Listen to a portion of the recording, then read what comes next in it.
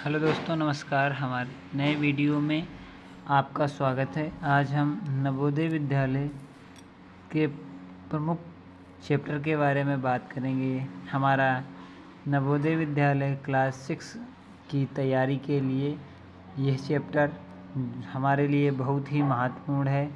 जो बच्चे 2026 की नवोदय की तैयारी करना चाह रहे हैं, उन बच्चों के लिए ये बहुत ही महत्वपूर्ण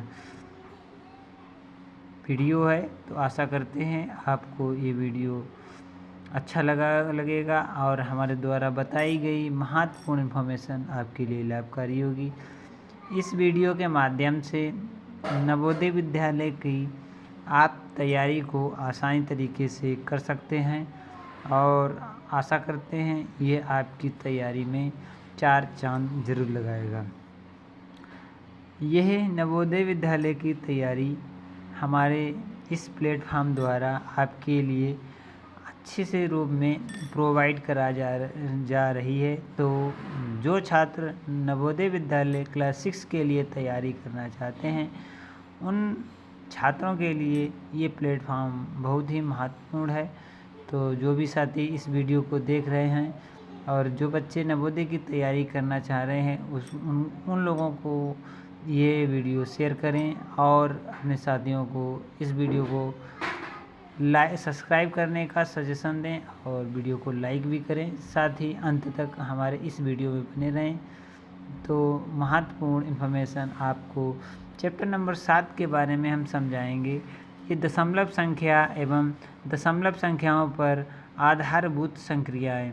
तो ये हमारा चैप्टर नंबर 7 है। महत्वपूर्ण ढंग से इस चैप्टर को हम पढ़ेंगे।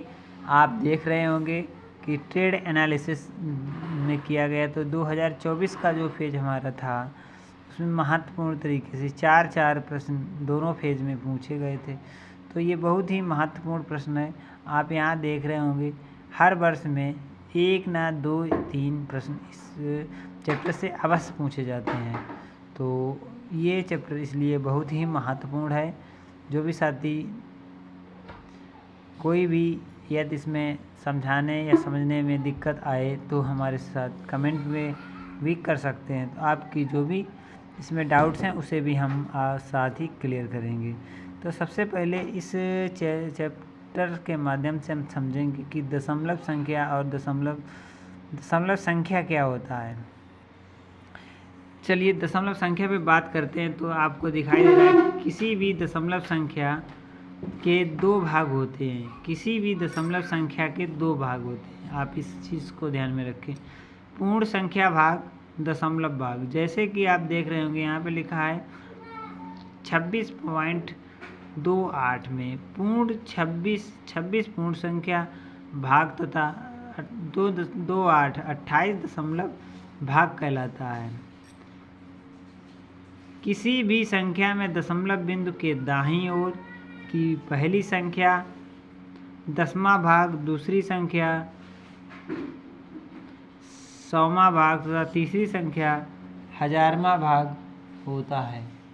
तो ये आप समझ लें। जैसे कि पहला भाग 10वां होगा और दूसरा भाग 100वां, और इस तरीके से यहाँ पे अगर तीसरा है तो उसे हम 1000वां भाग कहेंगे। तो आशा करते हैं दशमलव संख्या के बारे में आपने अच्छी तरीके से इस वीडियो में समझा होगा। अब हम बात करेंगे दशमलव संख्याओं का योग, दशमलव संख्याओं का घटाना, गुणा, भाग। तो ये चारों विधियाँ बारी बारी से इस वीडियो के माध्यम से हम समझाएंगे। सबसे पहले दशमलव संख्या की बात करते हैं, योग की।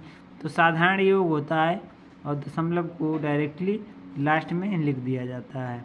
ठीक है। इसी तरीके से दशमलव संख्याओं का घटावा, और जिस प्रकार हम योग का करते हैं प्रक्रिया, उसी प्रकार घटाव का भी प्रक्रिया होता है। जबकि दशमलव संख्याओं को गुणा विधि क्या है, इसे हम महत्वपूर्ण तरीके से समझेंगे। दशमलव संख्याओं की गुणा साधारण संख्याओं की तरह हो जाता है तथा दोनों संख्याओं के दशमलव के बाद के अंकों को गिनकर जोड़ लेते हैं और प्राप्त गुणनफल में दाहिनी ओर से इतने ही अंकों के बाद दशमलव बिंदु लगाते हैं। दाहिनी ओर मतलब यहाँ पे देखो दाहिनी ओर इस साइड है, तो यहाँ पे क्या है, देखो 1 2 3 अंक हैं, 1 2 3, तो टोटल 5 अंक हुए। अब नीचे जो हमारा गुणनफल प्राप्त हुआ है उसमें हम 5 अंक के बाद दशमलव लगा देंगे। देखो यहाँ पे कितने अंक के बाद 1 2 3 और 4 5, तो यहाँ पे 1 2 3 4 और 1 5, यहाँ पे हम दशमलव इसे लगा देंगे। ठीक है, तो जितने अंक जोड़ लेंगे उसके बाद दशमलव बिंदु लगा लेंगे। ऐसा करते हैं, ये आपको दशमलव बिंदु का गुणन विधि आपको समझ में आई होगी। ठीक है, इसी प्रकार से हम भाग विधि को भी समझ लेंगे। दशमलव संख्याओं का भाग, सर्वप्रथम भाजक को पूर्ण संख्या से बदलते हैं, जिस प्रकार 10 100 1000 आदि आवश्यकता अनुसार भाज्य और भाजक के गुणा करते हैं। अब भाजक को साधारण भाग प्रक्रिया से करते हैं। तो इस प्रकार आप समझ गए होंगे। समझने का मतलब ये, जैसे कि हमारा ये दिया है 10.2, ठीक है, तो इसे हम इस प्रकार से करेंगे कि 10.2 है बटा 1 अंक के बाद 0, तो यहाँ पे 1/10 हो जाएगा। तो आप देखेंगे कि 102 बटा इसे हम 10 लिख सकते हैं। तो ये प्रक्रिया इस प्रकार से है। तो इस प्रकार से इसका जब इसमें भाग देंगे तो ये आ जाएगी। ठीक है, तो ऐसा करते हैं, ये हमारा दशमलव का भाग विधि है। ये चारों विधियाँ आपको अच्छी तरीके से समझ में आ गई होंगी। तो आशा करते हैं ये वीडियो आपके लिए लाभकारी होगा। एक और महत्वपूर्ण प्रश्न आप यहाँ इसका हल देखेंगे और समझेंगे। ये महत्वपूर्ण प्रश्न है। 4.239 को 0.9 से भाग करने पर प्राप्त होता है। ये हमारा एक साधारण प्रश्न है। इसे हम किस प्रकार हल करेंगे वो हम आपको इस वीडियो के माध्यम से बताएंगे। ये प्रश्न हमारा JNV 2023 में पूछा गया है। इस प्रश्न को हम दोबारा फिर पढ़ेंगे। लिखा है 4.239 को 0.9 से भाग करने पर प्राप्त होता है। तो क्या प्राप्त होता है वो हमें बताना है। ये हमारा 2023 में महत्वपूर्ण प्रश्न पूछा गया है। इसे हम कैसे हल करेंगे वो आपको इस वीडियो के माध्यम से हम शानदार तरीके से बताएंगे। तो सबसे पहले आप यहाँ पर इस पेपर पे प्रश्न को ध्यानपूर्वक लिखेंगे। यहाँ पे लिखेंगे 4.239 को भाग करने पर, तो 0 भाग हो गया, 0.9 से भाग करने पर क्या प्राप्त होता है, से प्राप्त। तो देखेंगे यहाँ पे दोनों तरफ दशमलव है। क्या करना है हमें, दशमलव के बाद की संख्याओं को हमें बराबर करेंगे, तब हम दशमलव को दशमलव से काट सकते हैं। तो यहाँ पे आप देख रहे होंगे 3 अंक के बाद दशमलव, यहाँ 1 अंक के बाद 3 अंक यहाँ पर करने के लिए 2 0 बढ़ाएंगे तो 3 अंक बराबर दशमलव हो जाए। अब हम क्या करेंगे, यहाँ से दशमलव से दशमलव को शानदार तरीके से काट देंगे। ठीक है ना।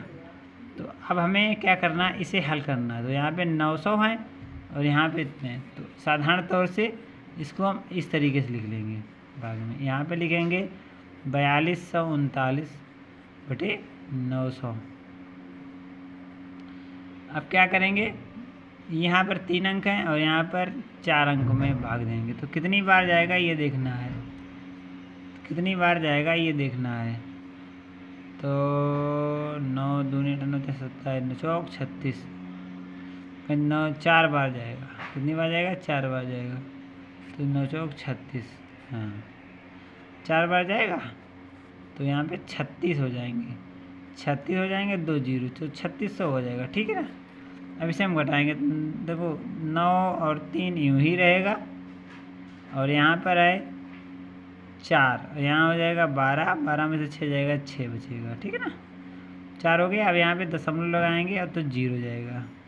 अब हमें 2 अंक में देखना है। तो क्या, 9 दूनी 18 9 27 9 चौक 37 9 54 63, 7 बार जाएगा, 7 बार जाएगा। दशमलव यहाँ पे लग जाएगा तो कितना हो जाएगा, 63 हो गया, 100 हो जाएगा।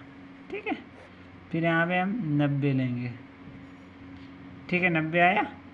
यहाँ पे फिर एक 0 बढ़ेगा, ये हो जाएगा 900। ठीक है ना, नहीं, एक जीरो बढ़ जाएगा, यहाँ से कुछ नहीं बढ़ेगा, लेकिन यहाँ पे ये पूरा 900 हो जाएगा, ये जीरो यहाँ नहीं बढ़ेगा, ठीक है, दशमलव लगा इसलिए, तो एक बार हो जाएगा, तो यहाँ पे पूरा 900 हो जाएगा। तो आपको समझ में आ गया, यहाँ पे लगा है 4.71 इसका आंसर होगा। तो इसका जो आंसर है वो यहाँ पे आप देखेंगे 4.71। तो हमारा बी या जो इसका ऑप्शन है वो बिल्कुल सही है। तो आशा करते हैं ये प्रश्न आपको समझ में आ गया। आइए एक और महत्वपूर्ण प्रश्न हल करते हैं शानदार तरीके से। ये हमारी एक मिश्र भिन्न दी है, ये हमारी एक मिश्र भिन्न दी हुई है, 12 सही 1/16 का दशमलव समतुल्य है। तो ये हमारे 4 इसमें ऑप्शन दिए गए हैं, हमें बताना है इन 4 ऑप्शन में हमारा कौन सा ऑप्शन सही है। आइए इस प्रकार के प्रश्न को शानदार तरीके से हल करते हैं और समझने का प्रयास करते हैं कि कौन सा इसका ऑप्शन बिल्कुल सही है। तो यहाँ पे दिया है 12 सही 1/16, ये हमारी एक मिश्र भिन्न है। इसे हम सबसे पहले क्या करेंगे, साधारण भिन्न में परिवर्तित करेंगे। तो हम 16 का पारा 12 में पढ़ के इसे जोड़ देंगे, ठीक है। आइए इसे पहले करते हैं और फिर समझते हैं। तो 72 की 2 और 1 3 हो जाएगा, ठीक ना। 72 और ये जोड़ लेंगे तो 3 हो जाएगा यहाँ पे, तो हासिल 7 हो गया, ठीक। और 12 1 तो यहाँ पे हो जाएगा 193/16, ठीक है ना। अब इसको हमें काटना है, तो हम क्या करेंगे, एक बार जाएगा 16 1 का, देखो यहाँ पे साधारण तरीके से इसे कर लेंगे 193/16, ठीक है ना। चलो करते हैं। तो इसे करने के लिए सबसे पहले क्या करेंगे, ये 16 है तो एक बार चला जाएगा, तो यहाँ पे 16 आ जाएगा, 3 बच गया तो 33 हो गया, ठीक है। और 16 दूनी 32, 2 बार गया, यहाँ पे 32 आ जाएगा, ठीक है। एक बचा, दशमलव लगाया 10 होगा, नहीं जाएगा तो यहाँ पे 100 कर दिया, तो 16 96, तो कितना आया, ये हमारा बिल्कुल आ जाएगा, ठीक है। इस प्रकार से 96 4 बन जाएगा से। तो जो हमारा 2 अंक में आया था 12.06 आया होगा। 12.06 कहाँ पे है, ये है 12.06, तो सी ऑप्शन इसमें हमारा बिल्कुल सही होगा। इसे और आगे बढ़ाएंगे तो और बढ़ जाएगा, क्योंकि 4 है, फिर ये 0 बढ़ेगा,